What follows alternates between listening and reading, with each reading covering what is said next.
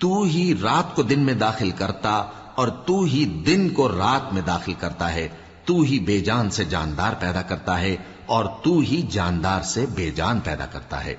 اور تو ہی جس کو چاہتا ہے بے حساب رزق بخشتا ہے۔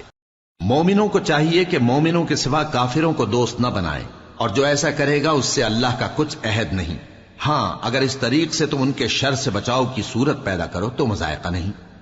اور اللہ تم کو اپنے غضب سے ڈراتا ہے اور اللہ ہی کی طرف تم کو لوٹ کر جانا ہے۔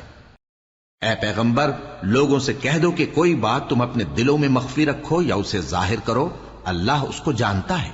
اور جو کچھ آسمانوں میں اور جو کچھ زمین میں ہے اس کو سب کی خبر ہے، اور وہ ہر چیز پر قادر ہے۔ جس دن ہر شخص اپنی کی ہوئی نیکی کو موجود پا لے گا اور اپنی برائی کو بھی دیکھ لے گا تو آرزو کرے گا کہ اے کاش اس میں اور اس برائی میں دور کی مسافت ہو جاتی، اور اللہ تم کو اپنے غضب سے ڈراتا ہے اور اللہ اپنے بندوں پر نہایت مہربان ہے۔ اے پیغمبر،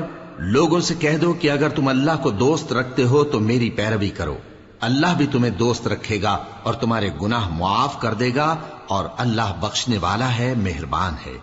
کہہ دو کہ اللہ اور اس کے رسول کا حکم مانو، پس اگر وہ نہ مانے تو اللہ بھی کافروں کو دوست نہیں رکھتا۔ اللہ نے آدم اور نوح اور خاندان ابراہیم اور خاندان عمران کو تمام جہان کے لوگوں میں سے منتخب فرمایا تھا، ان میں سے بعض کی اولاد تھے، اور اللہ سننے والا ہے، جاننے والا ہے۔ وہ وقت یاد کرنے کے لائق ہے جب عمران کی بیوی نے کہا کہ اے پروردگار، جو بچہ میرے پیٹ میں ہے میں اس کو تیری نذر کرتی ہوں، اسے دنیا کے کاموں سے آزاد رکھوں گی، تو اسے میری طرف سے قبول فرما، تو سننے والا ہے، جاننے والا ہے۔